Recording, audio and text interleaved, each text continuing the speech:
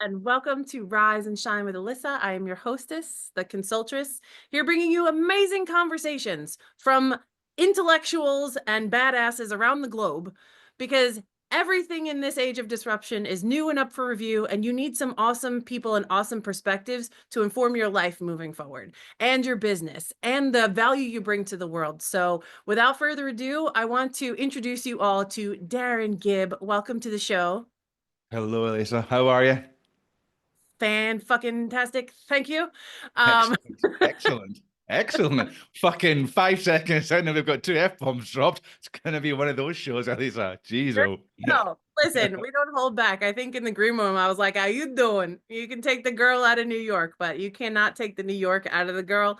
So the reason why I wanted to bring you on here, Darren, not only because you have an awesome accent and I find it so pleasing to listen to you when you talk, you're actually really inspiring in the value you bring to the world and like the awesome human that you are. I have like had conversations with you about like how you live your life and your lifestyle and how you go about delivering value to the world of entrepreneurship by being an expert in helping people convert leads on LinkedIn. And that's where our journey began. I'm like, yo, can you tell me a little bit more about this, please? Because in today's hybrid digital age, we're kind of all over the place figuring out, do I do video calls or conference calls or whatever? But your message spoke to me. We met because you were giving a presentation in another entrepreneurial community we're both in, and I wanted to hear more about how you are real and authentic with people in like a digital forum. So like how did that passion develop for you, and like where did you come up with this idea to bring that value to the front stage as your business model? Yeah, well, I think like any sort of good business, Elisa, I never planned out to do this. I never planned to be an entrepreneur. I certainly didn't plan to be a fucking LinkedIn coach. Definitely not. That was never on the horizon. I'm a trained qualified high school teacher. I taught in Scotland, I taught in Spain, total of 10 years. I didn't like the politics. I got promoted to leadership. I really hated it. I didn't enjoy the politics. I didn't enjoy what it was about. I didn't enjoy the bullshit. So decided to leave. Then went and taught English as a second language in different companies throughout Madrid, where I live, and didn't really dig it, but it was paying the bills. But it was March 2020 when a certain thing called the pandemic, COVID. Don't know if you heard of it before. Something called COVID kind of No, shut never everything heard of it. down. Never heard of Say that, more. right? All right. Yeah. So yeah, all my classes gone. So it was really quick. I thought, fuck, I've got to quickly swivel and shit, what am I going to do? So as luck would have it, I suppose, I spent 2 or 3 years on Instagram creating content, learning how to use Photoshop, how to use Premiere Pro, video editing, photo manipulation, graphic design tools, not knowing if it was going to work out or for what reason, but knowing they can't be bad skills to have. Learning how to go in social, show up, do video, it can't be a bad thing, live streaming. So spent 3 years there not making any money whatsoever, but kind of just learning the craft. So when the pandemic hit, I kind of shifted to using that and trying to still be an English teacher, teaching second language, English as second language sales professionals, predominantly, well, around the world, Middle East, in the pharma industry, which I taught at before, face to face, and that would be it. That's what I would do. Well, I didn't like it. I was quite bored. But then more and more people started asking me, how have you grown so quickly on LinkedIn? What are you doing? How are you getting clients? So it was really that organic way that went, well, so many more people are contacting me about storytelling and LinkedIn coaching than they are about my English teaching. So there's probably something to actually lean into. And that was really what it was. And then just being tired to this day, I'm tired. I've just seen so much shit online. Like marketing's done so badly.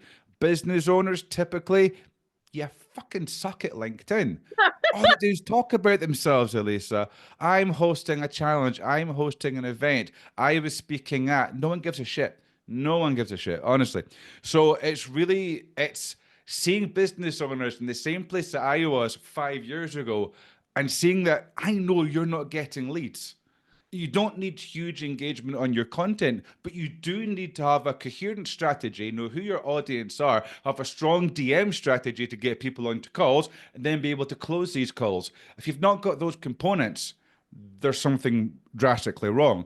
And that's what I was seeing in the landscape. LinkedIn coach, content creation coach, DM strategist coach, sales coach. Well, these are all great, but actually they're all missing one another. So DM strategy is great, but if you've not got content for people to go and have a look and to build trust and authority, you're just some person DMing them. You can be the best salesperson in the world, but if you don't have a DM strategy to get people onto calls, you're not going to get any calls, but you're not going to be able to show these skills. And the same goes for content. You can have the best content in the world, but if you don't know what to do, because let's be honest, spoiler alert, everyone, you're not going to get loads of inbound leads in LinkedIn. It doesn't quite happen like that. You'll get a couple a week, yes. Some people will get a couple a month, but the majority of it is going to be outreach, warm, not cold outreach, and your authority's built. So when these are all put together, Alissa, this is what I think people are missing. It's too many of this, or this, when actually they're all together. And when you've got that in the mindset aspect, think you're unstoppable, and LinkedIn is the best place. I can hear how enthusiastic I am about it. It's an amazing place, but there's just too much shit out there, and too much boringness, and too much self-congratulatory wank, to be honest. And I think it's time that we actually get real. And it's so cool that you're like, hey, there's all this cool stuff out there, but unless it's coordinated, you're like paddling against the tide. Mm, So when I go out there and I notice myself even like putting out content that like is representative of the types of conversations that I have and the work that I do, I want people to know like there is a collective, they're called strategic partners and advisors that make an individual an entrepreneur. It isn't just one man army, I'm a solo success. Like there is multiples of people around you that make you that success. Whether that is your marketing team, your administrative team, your advisory team, these things all need to work together because if they're all pulling in separate directions, guess where you go as the entrepreneur and the owner? You're going mhm, to be drawn and quartered and wind up in a tailspin with zero results. One of the things that I love that I heard you say is that you were aimed in one direction. You thought you were doing English as a second language, and you just started noticing there was people asking you, how are you having success like this? And being aware that sometimes what we think we're up to might not be the thing that we're actually being called to do.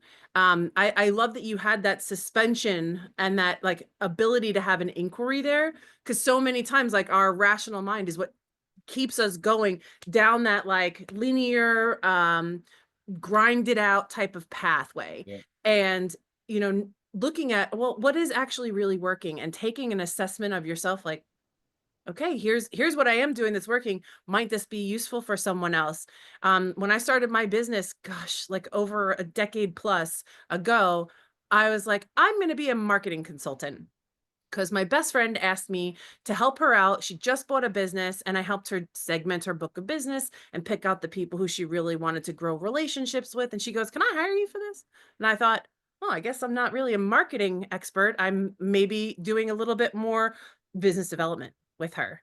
And I had another guy who had his mind totally in the gutter and he was a buyer's agent broker, and I'm just like, you're saying things like people need this education, but you're not speaking to why they need it or why you're confident in that this is something valuable. So we worked on his mindset. So I've had this collection of tools over the